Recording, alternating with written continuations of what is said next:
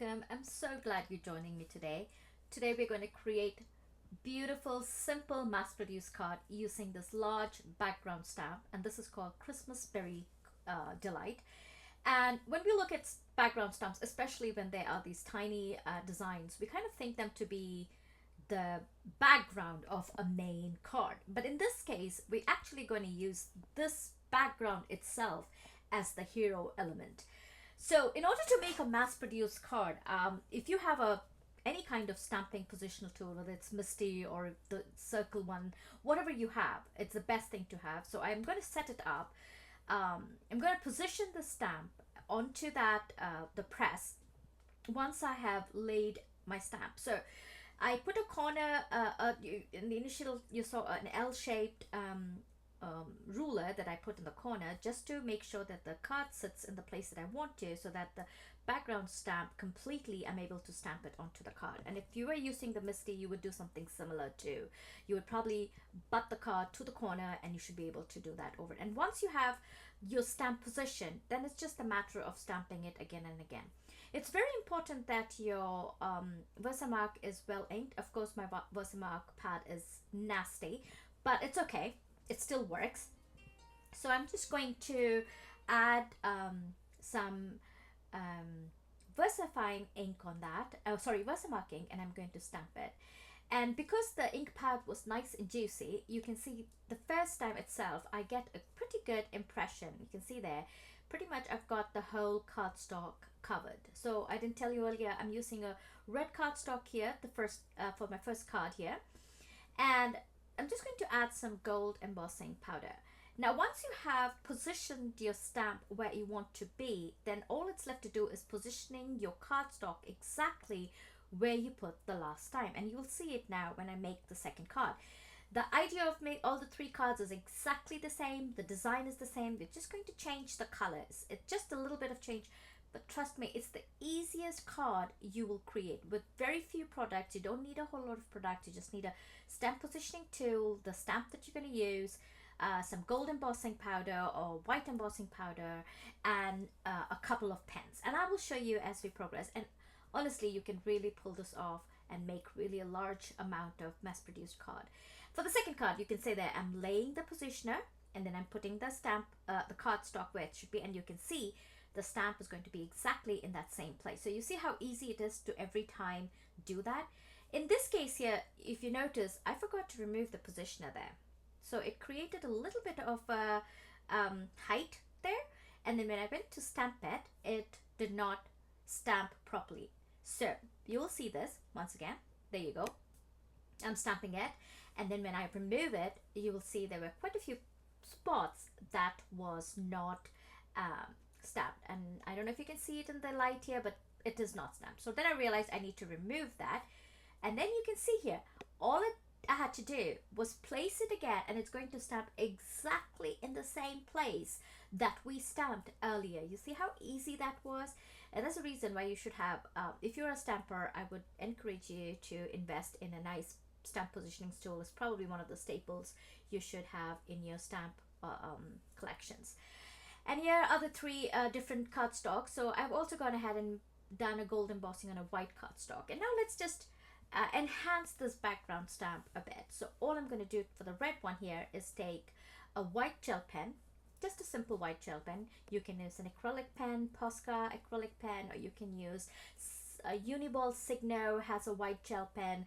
This is Sakura. So there's so many different companies that make white gel pens, and you can use any of them. In fact, you can even use white Prismacolor pencil, because this is a dark cardstock, it will show on it. So you see, you have a lot of options. You don't have to exactly use what I'm using, or you can even use gouache paint on it. It's just dots, so it shouldn't matter. So I'm just going to add this white paint pen, or the gel pen, to all the berries that is in this stamp. But once I have done adding all the whites to the berries, you will notice that there's not enough white because it's very sparse. There are only a few berries here and there, so it doesn't really fill up. So what I'm going to do is I'm going to pick and choose a few leaves to color as well with this white gel pen. And now you can see how this background stamp starts to get come to life. Almost has a very folk artsy feel to this card, or maybe even like a, I don't know, it's just beautiful. I mean, even in real life it's so beautiful to look at. Just those two. I love the combination of red and gold and white, and you'll see the other combinations too. They all look beautiful. It's so easy. You can just do this in each card. Probably took me, once I had set up everything, it took me about 5 to 8 minutes to finish everything, and maybe even faster actually. Once you have set up, then it goes really fast. It's the first card that would take you a little bit, but eventually you will fall into that groove and you can really make a lot of these cards easily. And now you see, I've gone ahead and filled up all the leaves, of some of the leaves. Of course, I've left a few gold as is, and then I'm going to add some dots everywhere to kind of fill the gap so that it doesn't look so bare, so it looks like a very complete piece. And then you can see this background stamp just came to life in a totally different way. It was just a simple background stamp. So look at your background stamps and see, are they really stamps that you can use as a hero piece, or do they have to be in the background all the time? Because many of the background stamps, you can really create them to be the actual focal point or the focal image of the card itself. I've created quite a few cards in the past. If you look at the Brass and Bliss, I think there should be a few more where I have used background stamps or background stencils to create more and more, or enhancing them and making them the focal image. If you have missed the video from last couple of weeks back where I created stencils using stencils and I stepped up the game, and you can see that was created into focal images too, I would encourage you to do so. And here you can see that entire thing just changed. And we're going to do the same thing now for the craft one. And here, I'm just going to use a red pen. I started off with a darker, this is a R29 pen, but I will change it here to R27 because I thought that was a little too dark. Again, you can use red acrylic pen, you can use red pencil, you can use, if you want, gouache red paint, whatever you have. Even you can use a crayon if you don't have anything. It's just dots that you're actually putting into this. Sharpen your crayon really well, make it nice and pointy, and just go ahead and start putting those dots. It's so easy. I mean, you don't really have to have a whole lot of products in your arsenal. You just need to have a few products, and these cards come up. And they're not silly looking cards. I feel like they're really, I think they're elegant stamps. You let me know what you think in the comment box below. I would be interested to see what your take would be for a card like this. Anyway, so I'm just going to keep adding these berries, and I kind of followed the same same coloring as I have done for the red cardstock, so it makes it easy there too, so I don't have to think about which one do I want to color and which one I do not want to color, and again, choosing to color these images is absolutely left up to you. You don't have to choose the same things that I colored. You can color something else. The idea is just to add some other element to the existing stamp, if that makes sense, right? So I'm just going to keep adding this red pen, and I'm just looking at where else do I want to add. So I kind of step back and I look if there's any places that I need to add, and then all that was left to do was add red dots. In this one, I'm just adding a scattering of red dot. And when you're adding dots, the easiest way to do it is go fast. Don't overthink it. Don't try for placement. Just keep moving your hand and just keep dotting it, and trust me, it's going to look beautiful because there's really no pattern. It's random, and when it's random, it's easy. So I'm just continuing to add the red dots, and I wanted to add some white as well, just to kind of create a little bit more interest. And the white dots, I kind of added only larger white dots. I did not add tiny ones. I just created bigger white dots sparingly all over the cardstock, and you can see how that, I mean, it's the same stamp set and they look so different in two different cardstocks.